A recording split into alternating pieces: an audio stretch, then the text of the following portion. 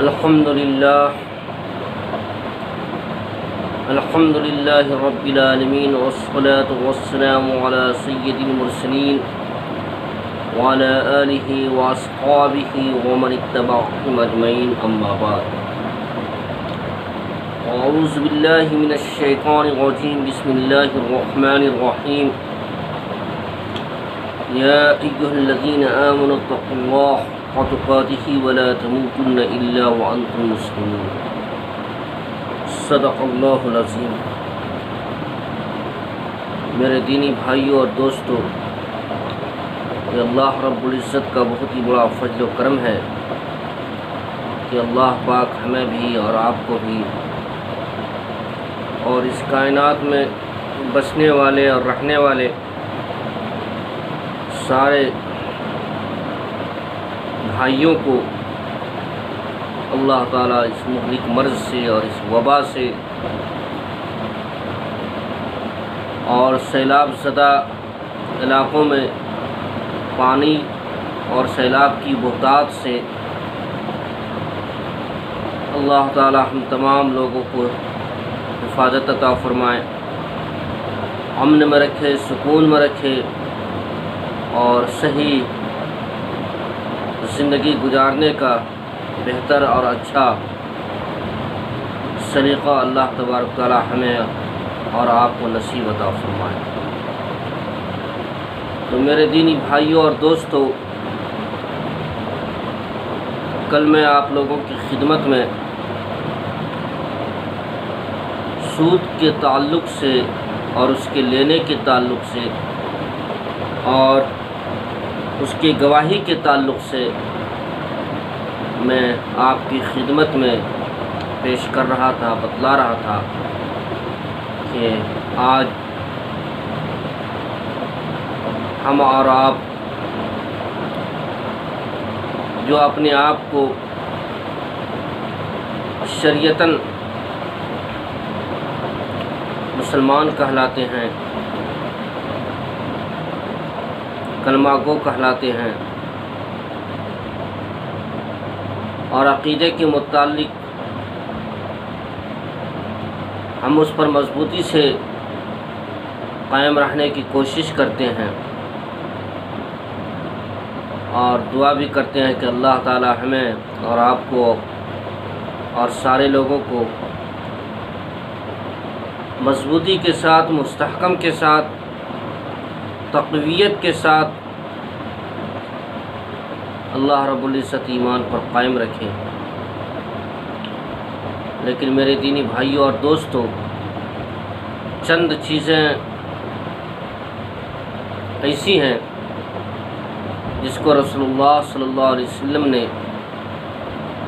اپنے زبان اقدس اور لسان مبارک سے جو واضح فرمایا، اگر ہم ان چیزوں سے نہ بچیں، ہم ان سے پرہیز نہ کریں، اجتناب حاصل نہ کریں، تو ہماری عبادت بھی خاک میں ملا دی جاتی ہے اور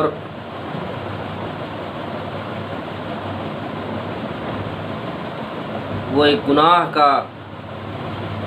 ایک بہت ہی بڑا بوجھ ہم اپنے سروں پر لاد کر کے آخرت کی طرف سفر کر رہے ہیں۔ اس لیے ان چھوٹی چھوٹی گناہوں سے ہمیں اور آپ کو بچنا چاہیے۔ اس لیے سب سے پہلی چیز جو ہے وہ دو چیزیں ایسی ہے جو انسان کے اعمال کو برباد اور خاکستر کر دیتی ہیں، اور عام طور سے ہم اور آپ ان دونوں چیزوں کے اوپر ذرہ برابر بھی فکر نہیں کرتے ہیں،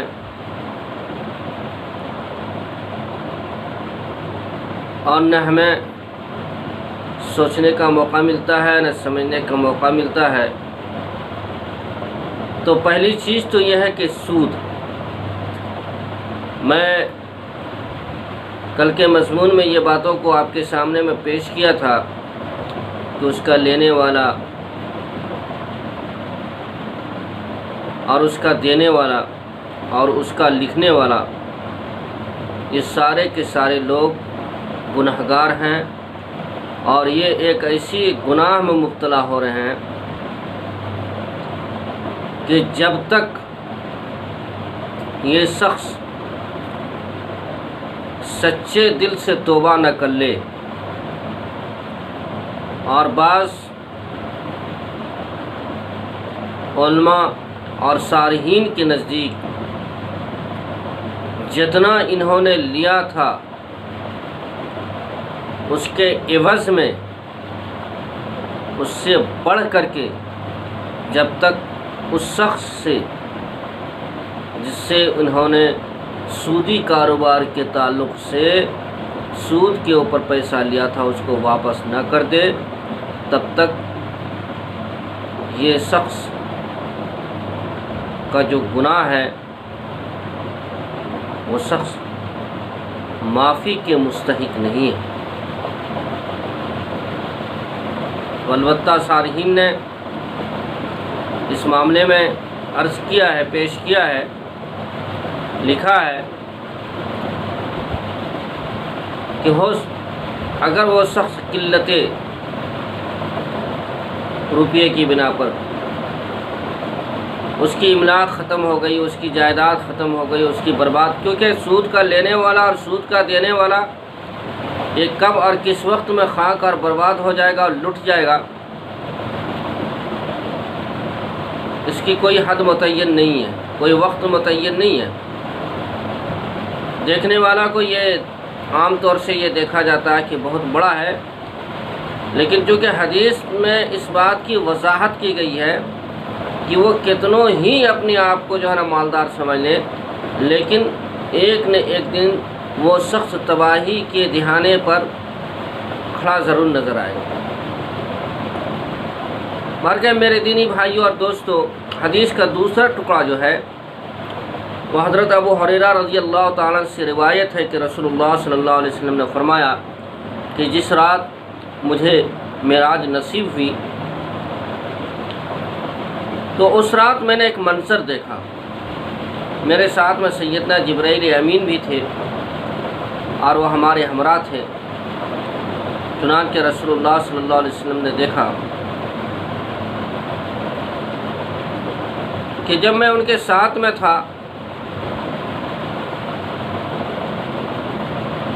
تو میرا گزر ایک ایسے شخص کے پاس ہوا تھا، یہ میرا گزر ایک ایسے گروہ پر ہوا جن کا پیٹ گھروں کی طرح تھا، جن کا پیٹ گھروں کی طرح تھا۔ تو رسول اللہ صلی اللہ علیہ وسلم نے یہ ارشاد فرمایا کہ میرا گزر ایک ایسے شخصوں کے اوپر ہوا، ایک ایسی جماعت کے اوپر ہوا جن کا پیٹ جو ہے گھروں کی طرح تھا، اور سانپ اور بچھو، اور ان میں سانپ بھرے ہوئے ہیں جو باہر سے نظر آتے ہیں۔ میں نے جبرائیل امین سے پوچھا کہ یہ کون شخص ہے اور ماجرا کیا ہے؟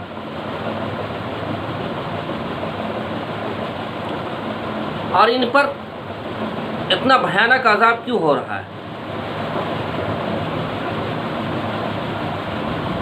تو سیدنا جبرائیل امین نے ارشاد فرمایا کہ یہ وہ لوگ ہیں جنہوں نے دنیا کے اندر سودی کاروبار کے اندر مبتلا تھے۔ اب غور کر سکتے ہیں، سمجھ سکتے ہیں اس حدیث کے اندر، اور حدیث کا جو دوسرا ٹکڑا ہے یہ اس سے بھی بہت ہی زیادہ آگے چل کر کے اللہ کے رسول صلی اللہ علیہ وسلم نے فرمایا کہ حضرت ابو ہریرہ رضی اللہ تعالیٰ عنہ سے روایت ہے کہ رسول اللہ صلی اللہ علیہ وسلم نے ارشاد فرمایا کہ سود خوری کے 70 حصے ہیں، ان میں سے ادنا اور معمولی ایسا ہے جیسے اپنے ماں کے ساتھ منہ کو کالا کرنا۔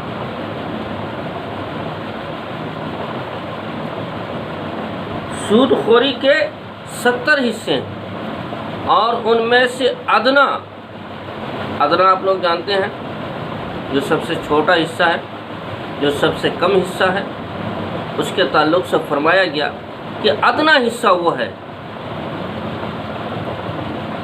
کہ اپنے منہ اپنی ماں کے ساتھ اس شخص نے کالا کیا۔ اب اس سے آپ اور ہم سمجھ سکتے ہیں کہ سود کے تعلق سے کتنا بھیانک جملہ اللہ کے رسول صلی اللہ علیہ وسلم نے ان سود خوروں کے تعلق سے یہ ارشاد فرمایا ہے۔ لیکن میرے دینی بھائیوں اور دوستوں، ان دونوں حدیثوں کی وضاحت میں اگر آپ جائیں اور غور کریں تو آپ کو پتہ یہ چلے گا کہ اللہ کے رسول صلی اللہ علیہ وسلم کو جو مشاہدہ کیا گیا وہ حق الیقین کے ساتھ عین الیقین کا بھی معاملہ رہا، اور کیوں؟ تاکہ آپ صحابہ کے درمیان میں جب پہنچے تو ان ساری چیزوں کی آپ وضاحت فرما دیں کہ ہم نے دیکھا ہے اور ایسے سود خوروں پر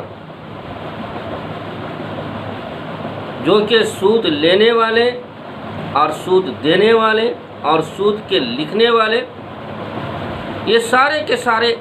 ساروں کے ساروں میں یہ معاملات پیش کیے جائیں گے۔ تو میرے دینی بھائیوں اور دوستوں، آج ہم اور آپ زیادہ تر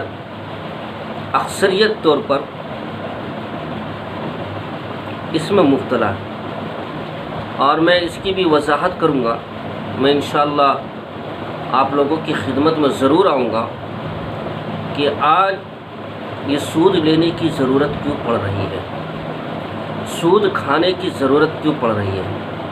آج ان عمراؤں پر، ان رئیسوں پر اور ان پیسہ والوں پر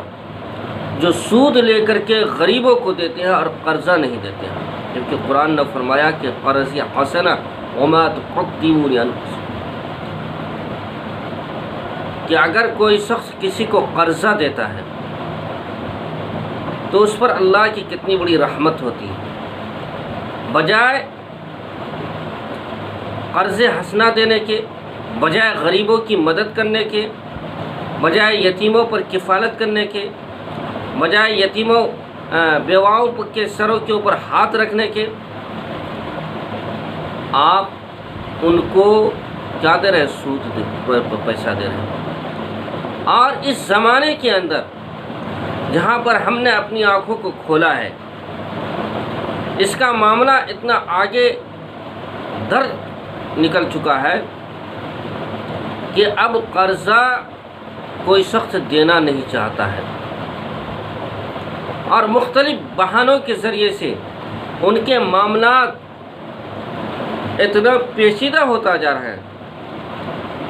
کہ اگر لڑکی کی شادی ہو، اگر لڑکے کو پڑھانے کی جو ہے تعلق سے ہو، یا گھر کے کسی بھی معاملات کے اندر ہو، تو کوئی لوگ بھی کھڑا نہیں ہوتا ہے کہ ہم اس کو کچھ دنوں تک کے لیے قرضہ دے دیں تاکہ یہ اپنے بچی کی شادی کر لے، یا اس کے بچوں کے تعلق سے جو پڑھائی کا مسئلہ ہے وہ پڑھائی یہ مکمل کر لے۔ یہ سارے پیچیدگی کے اوپر انشاءاللہ ہم آپ کے سامنے میں دوبارہ خدمت میں آئیں گے، اور دعا کیجیے کہ اللہ تعالی ہمیں بھی اور آپ کو بھی ان چیزوں سے محفوظ عطا فرمائے، اور اللہ تعالی ہمیں اور آپ کو بھی امن اور اچھی زندگی گزارنے کا سلیقہ تہذیب نصیب عطا فرمائے۔ فقط و سلام من عالم رحمان۔